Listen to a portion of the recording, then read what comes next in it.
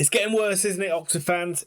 Oh my goodness, it is getting worse. Every single game that ticks by now, we creep slowly closer and closer to this drop zone. We cannot keep saying, oh, well, this is okay, when this happens, when that happens. The fact is, we're losing games and we don't look like winning games.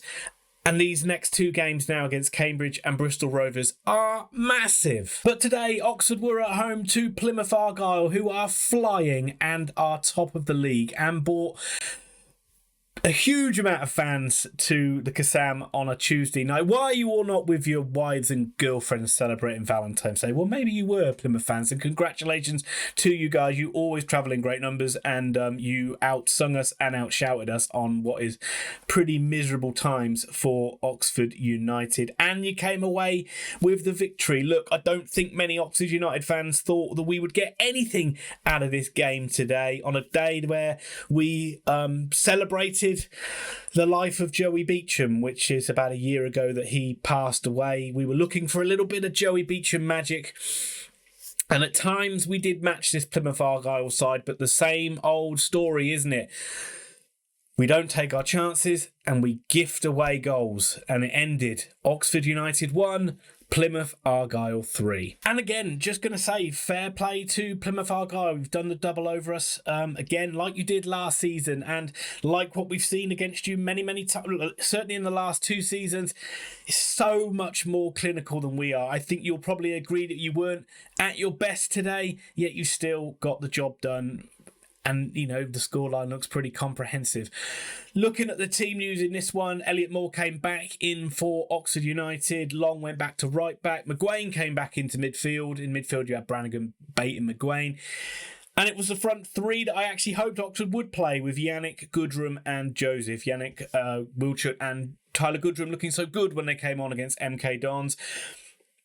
And Robinson saying it's a lineup that could go 4-3-3, could go into a 5-3-2 if needed. But also Oxford had Marcus Brown and Baldock on the bench. And Stephen Schumacher's Plymouth side have been great. They're going to be playing 3-4-1-2 in this game. And yet they're top of the league. They're absolutely flying, particularly at home as well, though, where they look pretty much unbeatable. And yeah, not surprisingly, they have been one of the best sides I've seen Oxford United play against this season. They beat Pompey at the weekend, but they did make four side changes to that side. Finn Azaz, Bally Mumba, Jay Matete and Saxon Earle came into the side, which I think pretty much just shows the strength in depth of this Plymouth Argyle side. But they have struggled away from home, or they haven't been winning as much away from home. So it did give Oxford a little crumb of comfort that we might get something from this game. And as expected, it was a very enjoyable game to watch. It was two sides just going for it. There was not a lot of just slow possession-based football with one side just sitting in and digging in, which you quite often see in League One. It was two sides that were on the front foot and trying to go out and win the game. Oxford actually had some shots on goal. Kyle Joseph made a forced Burton into a save early doors. And I actually generally thought Oxford played quite well. I thought that going forward there was a lot of encouraging things to be said. It's just, could we get that goal? And that's always been the case for Oxford this season. And I sound like a bloody broken record, but it's always the same thing. Can we score when we're on top? No, we can't. And then Plymouth go up the other end and score. There were warning signs, particularly down Oxford's left-hand side, or Plymouth's right, with Mumba, who's running at Fleming, who seemed to have him on toast, really. Fleming looking good going forward, doesn't look a particularly strong fullback, and then throw in the fact of Yannick, not the best at tracking back either, meant Oxford were very exposed down that side of the pitch. And let's throw in the fact Mumba's a bloody good player, and he created a lot of joy for Plymouth, and it was him who got in. Oxford did have, they did have warning shots for getting in down that side, but it was where the goal came from. Mumba attacking down that side. Butcher makes a run through midfield. Nobody tracks him. He's played into the area and he finishes nice and smartly. That was 18 minutes on the clock. Plymouth 1-0 up. Oxford nearly gets straight back into it. Kieran Brown, just dynamic run all the way up the pitch, gets into the area, gives it to Joseph, who gets a shot away, should score, should make this one 1-1 straight away, but he just can't get it past Burton in goal. It's not a great effort, really. It's a decent save. And again, that is Oxford in a nutshell. And again, Plymouth were finding lots of joy down Oxford's left, their right, and it was with Musa who caused Oxford problems all afternoon. And it was his cross that nearly forced an own goal. It was Eastwood who had to make a really, really smart save. But then Oxford did get back into the game just before half-time. Cameron Brannagan with a free kick wide on the left-hand side. He's just drilled this shot in. He has hit it quite hard, but let's not beat around the bush. It's a mare from Burton in the Burton in the Plymouth goal. He's sort of bounced in front of him and he's let the ball almost like go through him. Doesn't look good from a Plymouth point of view, but Oxford bloody needed it. Bloody needed something. We don't go in 1-0 down at half time. We go in 1-1 down. 1-1 down at 1-1. All good things from Oxford United seem to come through Tyler Goodrum as well. It's him who won the ball from Longwick and then attacked down the left-hand side. He then got brought down to create that free kick, to create that shooting chance, or, shouldn't really score from there, from Brannagan. But as Brannagan does so often, he is the one that finds the bit of quality, that finds the bit of magic to get Oxford level. I think that's 11 goals for the season now from Branners.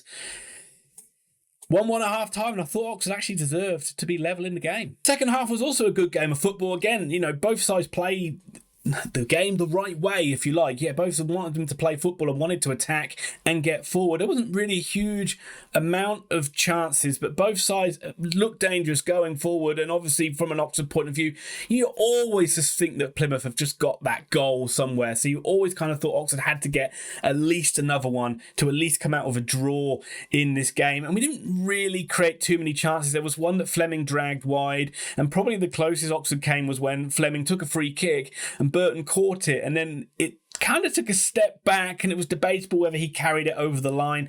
I don't think he did, and even there's damning photos going around showing how far he is behind the line. He's got that ball quite far in front of him. I don't think the whole ball is over the line there to say that he's carried it over. So, and if that's the closest Oxford have come to scoring with a goalkeeper carrying the ball over the line, kind of shows you where we're kind of looking a bit toothless this season. But we don't get a goal, and then obviously Plymouth do. 65 minutes, Plymouth do get their goal. It's a free kick given away by Fleming after he initially gave the ball away as well. It's crossed into the box, into a good area. Oxford failed to clear it. Cosgrove, I think it's Cosgrove, gets the ball back into Erie. Probably an unlikely goal scorer, but he's the one who's sniffing around in that 6-yard box to poke the ball home. I think that's a debut goal for him, but once again, from Oxford's point of view, just sloppy work, and we're behind again. Oxford just threw on every attacking player they had, but it didn't really do much. There was a chance for Tyler Smith, but his shot was kind of blocked and then easily saved. And then in injury time, Burton get forward and make it 3-1. They could have made it 4-1 as well at the end, but it made it 3-1. Wright broke down the left-hand side. Hook seemed to come down their left. Oxford's right this time for a change. He got the ball into Hardie. Hardie, lethal finish. Like everything that Oxford don't have in their locker at the moment. A 3-1 victory for Plymouth. And again, just congratulations for Plymouth.